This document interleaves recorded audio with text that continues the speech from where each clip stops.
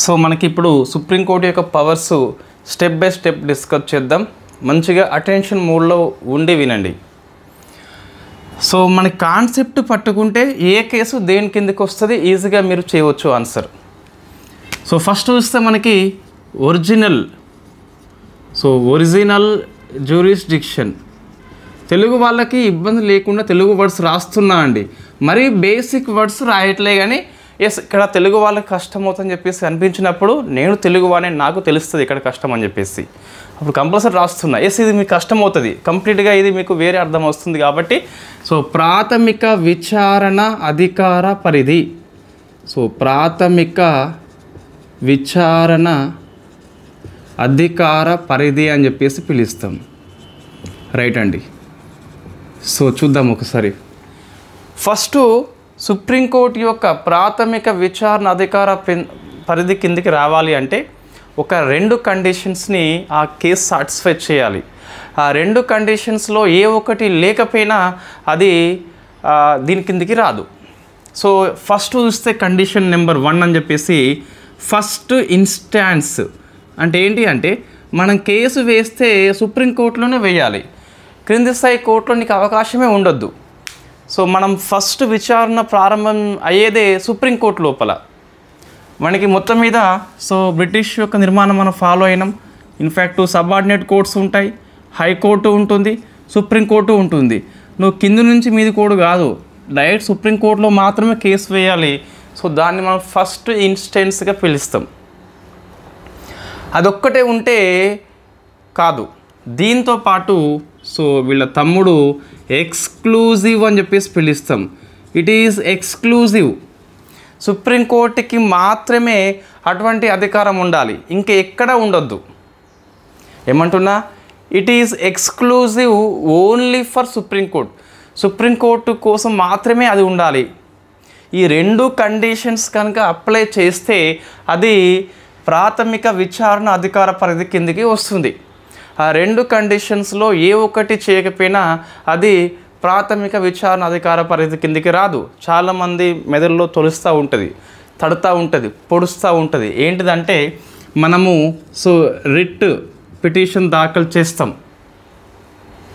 కొన్ని పుస్తకాల్లో ఉండొచ్చు.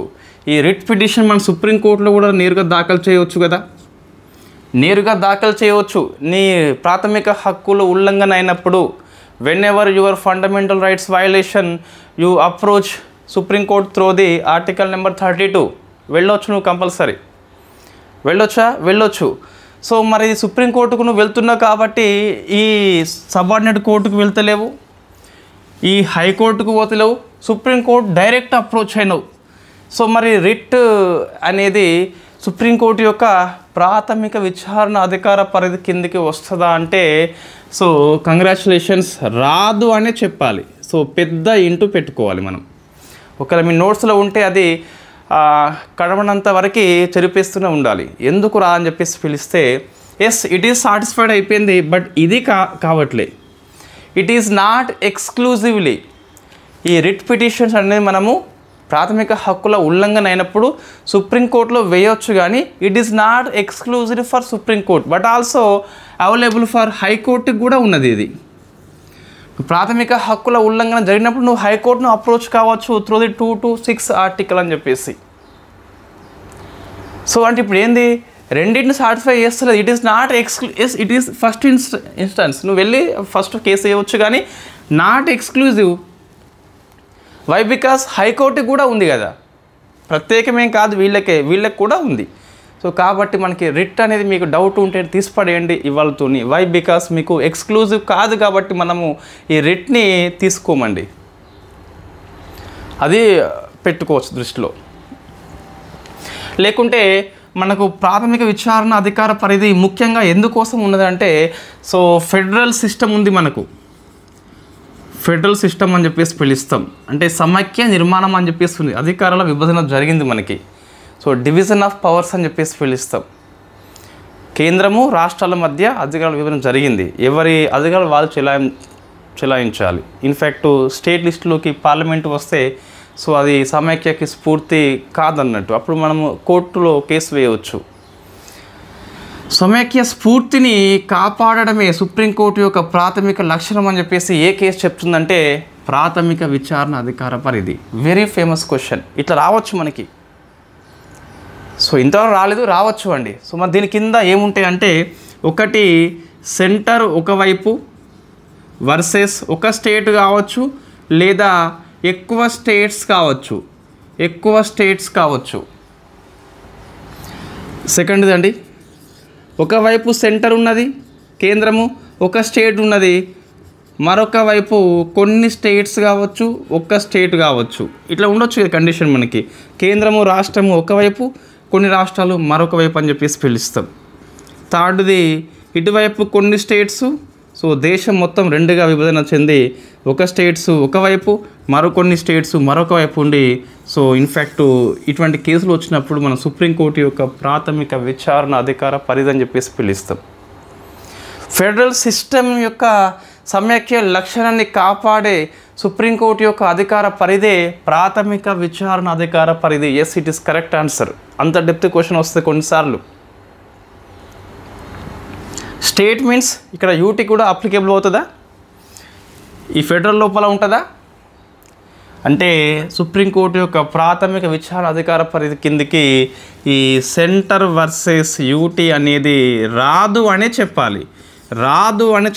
సో పెద్దగా ఇంటూ మార్క్ పెట్టుకోవాలి. ఏంట్రా ప్రూఫ్ అని చెప్పి చూస్తే there is a NCT of Delhi case. So NCT of Delhi versus union of India. So మన కేజ్రీవాల్ ఉన్నప్పుడు నిత్యము, సో ఆయన ఒకసారి సీఎం ఆఫీస్కి వెళ్ళేది, మరొకసారి సుప్రీంకోర్టుకి వెళ్ళేది. రోజు 2 పనులు చేసేది మన కేజ్రీవాల్. ఒకవైపు హైకోర్టుకు వెళ్ళి, హైకోర్టుకు, సుప్రీంకోర్టు కాదు, సో ఢిల్లీ హైకోర్టుకు వెళ్ళి ఆ కేసు గురించి హాజరయ్యేది. మళ్ళీ సీఎం ఆఫీస్కి వెళ్ళి ముఖ్యమంత్రి విధులు కండక్ట్ చేసేది. ఫ్రీక్వెంట్లీ గొడవలు అయ్యేటి.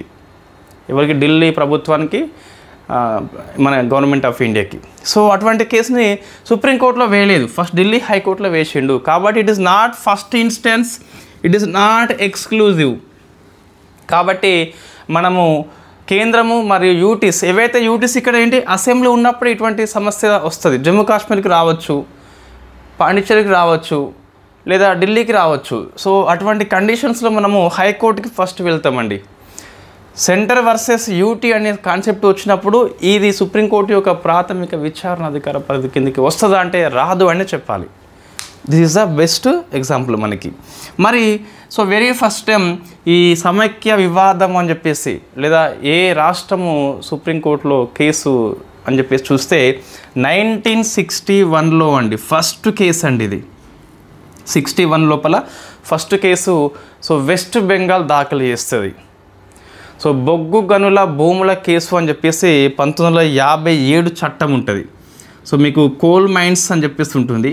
సో కోల్ మైన్స్ యాక్ట్ 1957 ఈ చట్టం యొక్క ఉల్లంఘన ఫలితంగా 1961లో వెస్ట్ బెంగాల్ వచ్చేసి యూనియన్ మీద ఫస్ట్ టైం కేసు వేస్తుంది.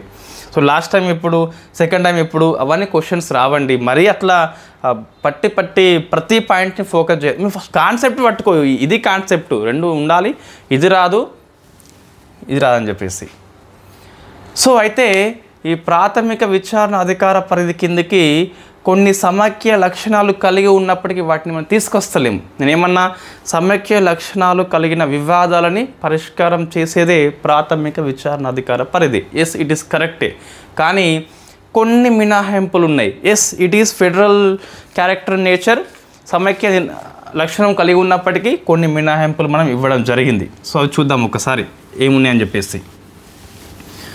సో మీ కాన్సెప్ట్ క్లారిటీ విషయం లోపల ఎటువంటి తేడా రాదండి. సో మనం కొంచెం ఫోకస్ చేయాలి, అంతే సరిపోతుంది.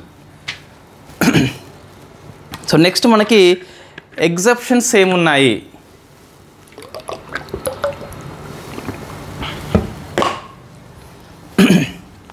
ఫస్ట్ అండి, సో ఆర్టికల్ నెంబర్ 280 అని చెప్పేసి, సో ఫైనాన్స్ కమిషన్ కేంద్ర రాష్ట్రాల మధ్య సో రాబడిని మనకి పంచిపెడుతుంది. సో దాని వివాదాలని సుప్రీంకోర్టు యొక్క అధికార పరిధికి మనం తీసుకురామని చెప్పేసి పిలుస్తాం.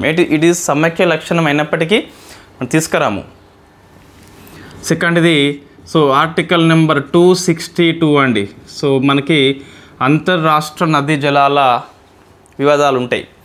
So inter state water dispute అని చెప్పేసి పిలుస్తాం. ఇవి వచ్చినప్పుడు మనకి there is a other mechanism ఉన్నది. సో ఫస్ట్ ట్రిబ్యునల్ తీర్పు చెప్తుంది, దాని తర్వాత మనకు ఆ సుప్రీంకోర్టులో వాళ్ళు అప్పీల్ చేసుకోవచ్చు, అది ఇబ్బంది లేదు, మనకి ఎక్కడైనా అప్పీల్ చేసుకోవచ్చు. బట్ ఇక్కడ నేరుగా సుప్రీంకోర్టు మనం అప్రోచ్ కారాదు. ఇంకా చూస్తే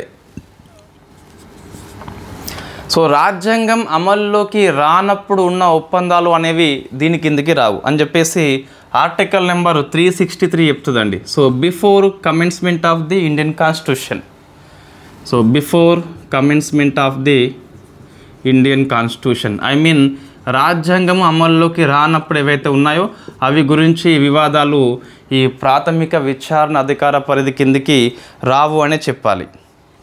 తర్వాత మనకు ఈ సెంట్రల్ స్టేట్ సంబంధాలు అనే పాఠంలో మరొకసారి వస్తుంది ఆర్టికల్ నెంబర్ 257 అండి.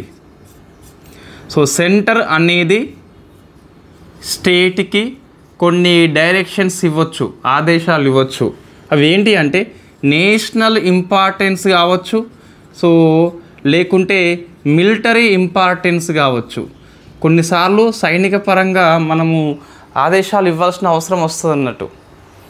సో మనకి పాకిస్తాన్ వర్సెస్ ఇండియా ఇట్లా కొన్ని ఆందోళన ఉన్నప్పుడు ఇండియా అనేది స్టేట్స్ కొన్ని ఆదేశాలు ఇవ్వచ్చు, ఇవ్వాలి కూడా కంపల్సరీ రక్షణ కోసం అని చెప్పేసి.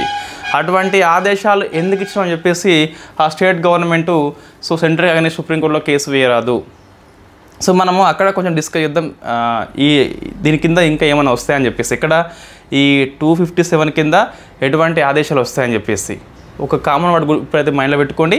నేషనల్ ఇంపార్టెన్స్ దాంతోపాటు మిలిటరీ ఇంపార్టెన్స్ ఉన్న ఆదేశాలు కనుక ఇచ్చినట్లయితే సుప్రీంకోర్టుకి మనమైతే వెళ్ళొచ్చా అంటే, సో నెక్స్ట్ అండి